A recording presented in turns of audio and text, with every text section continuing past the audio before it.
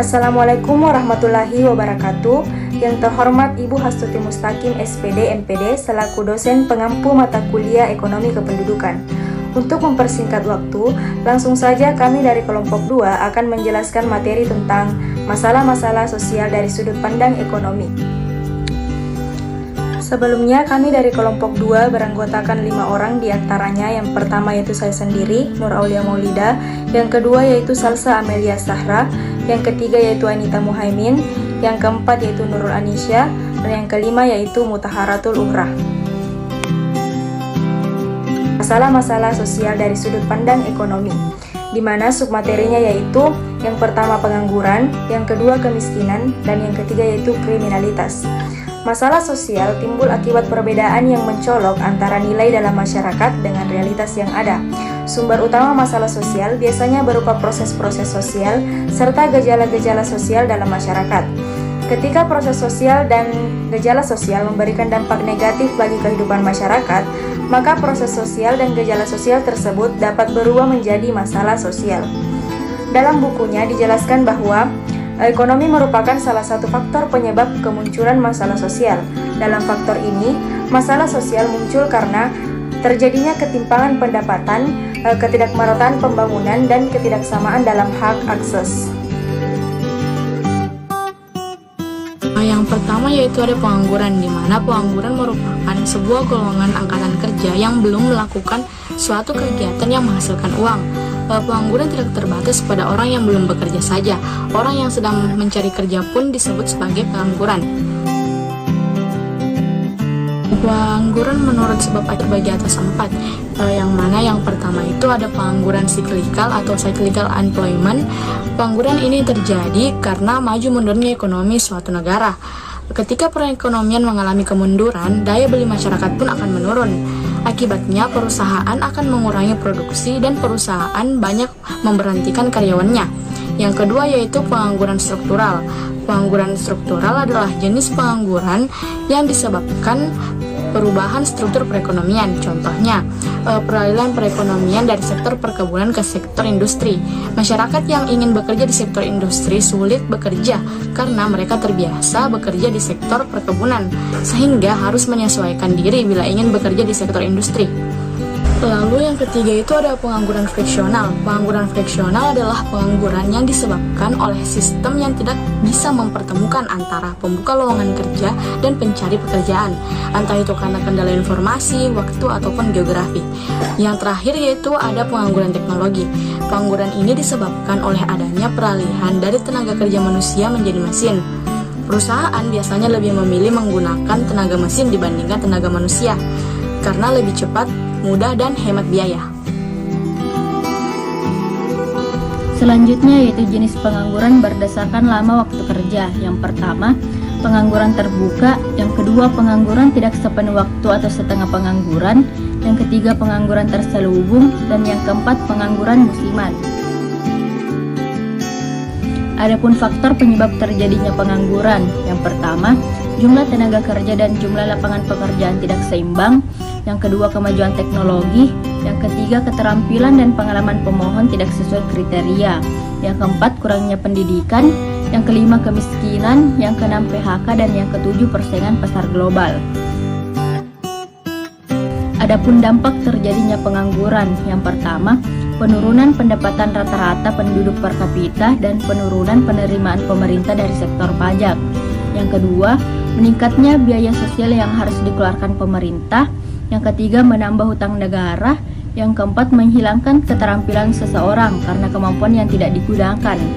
Yang kelima, menimbulkan ketidakstabilan politik dan sosial. Pengangguran adalah beban psikis dan psikologis bagi si penganggur ataupun keluarga. Dan yang terakhir, dapat memicu terjadinya aksi kriminalitas atau kejahatan. Masalah-masalah sosial selanjutnya yaitu kriminalitas. Kriminalitas berasal dari kata crime yang artinya kejahatan. Kriminalitas adalah semua perilaku warga masyarakat yang bertentangan dengan norma-norma hukum pidana. Kriminalitas yang terjadi di lingkungan masyarakat dapat dipengaruhi oleh beberapa faktor, baik dari dalam maupun luar individu. tindakan kriminalitas yang ada di masyarakat sangat beragam bentuknya, seperti misalkan pencurian, perampokan, pembunuhan, dan lain sebagainya. Selanjutnya yaitu pencegahan tindakan kriminalitas. Ada beberapa tindakan yang dapat dilakukan untuk menghindari terjadinya masalah kriminalitas di lingkungan masyarakat. Antara lain yang pertama yaitu peningkatan dan pemantapan aparatur penegak hukum. Yang kedua, adanya koordinasi antara aparatur penegak hukum dengan aparatur pemerintah lainnya yang saling berhubungan. Yang ketiga, adanya partisipasi masyarakat untuk membantu kelancaran pelaksanaan penanggulangan kriminalitas. Yang keempat, membuat undang-undang yang dapat mengatur dan membendung adanya tindakan kejahatan. Kemudian yang kelima, persaingan pasar global, dan yang terakhir yaitu PHK. Materi selanjutnya yaitu kemiskinan. Kemiskinan adalah suatu keadaan di mana seseorang tidak sanggup memelihara dirinya sendiri sesuai dengan taraf kehidupan kelompok dan juga tidak mampu memanfaatkan tenaga mental maupun fisiknya dalam kelompok tersebut, menurut Maryatin 2019. Nah, kemiskinan sendiri ini dapat diukur melalui beberapa pendekatan. Pendekatan pertama yakni pendekatan secara absolut dan pendekatan kedua yakni secara relatif. Adapun pendekatan absolut ini ditetapkan apabila ketika seseorang melewati standar kemiskinan yang telah ditetapkan. Nah, jika seseorang hidup dalam standar kemiskinan yang jauh berada di bawah standar, maka seorang tersebut dapat dikatakan miskin, sedangkan dan berlaku pula hal yang sebaliknya. Adapun pendekatan yang kedua yakni secara relatif. Nah, dalam konsep ini kemiskinan dapat dilihat dari sebagaimana perkembangan yang dalam konsep ini dilihat seberapa jauh perkembangan peningkatan taraf hidup masyarakat dari lapisan terbawah jika dibandingkan dengan lapisan teratasnya. Nah, berikutnya yakni faktor yang melatar belakangi adanya sumber masalah kemiskinan. Yang pertama yakni faktor biologis, psikologis, dan kultural.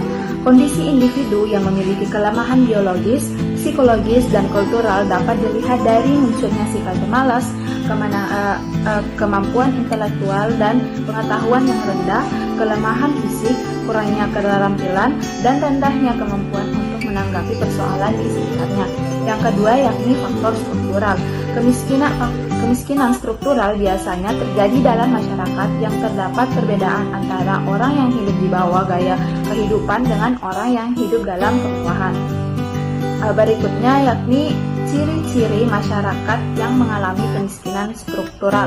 Adapun ciri-ciri masyarakat yang mengalami kemiskinan struktural yakni tidak adanya mobilitas sosial vertikal, munculnya ketergantungan yang kuat dari pihak orang yang miskin terhadap kelas sosial ekonomi di sekitarnya.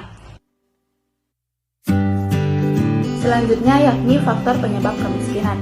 Nah, ada beberapa yang menjadi faktor penyebab kemiskinan. Yang pertama yakni laju pertumbuhan penduduk yang tinggi. Dengan adanya angka kelahiran yang tinggi di suatu daerah dapat mengakibatkan laju pertumbuhan penduduk suatu negara menjadi lebih besar, sehingga dapat menyebabkan lapangan pekerjaan yang tersedia menjadi terbatas untuk dapat merekrut masyarakatnya untuk mendapatkan pekerjaan. Berikutnya yakni masyarakat pengangguran. Masyarakat pengangguran yang meningkat. Laju pertumbuhan penduduk yang tinggi dapat menyebabkan lapangan kerja yang ada di suatu negara atau di suatu wilayah menjadi terbatas, sehingga angka pengangguran di suatu daerah tersebut akan meningkat dan kemiskinan pun akan ikut meningkat. Berikutnya yakni pendidikan yang rendah.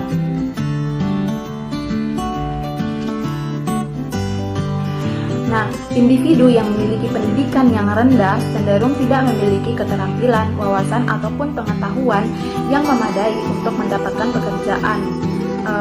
Selain itu, hal inilah yang menjadi masyarakat berpendidikan rendah kalah saing dan membuat angka pengangguran semakin tinggi dan bertambah. Berikutnya yakni terjadi bencana alam. Bencana alam dapat menjadi faktor penyebab terjadinya kemiskinan yang tidak dapat dihindari. Bencana alam ini dapat menjadi penyebab kemiskinan karena masyarakat yang terdampak karena masyarakat yang terdampak bencana tersebut akan kehilangan harta bendanya.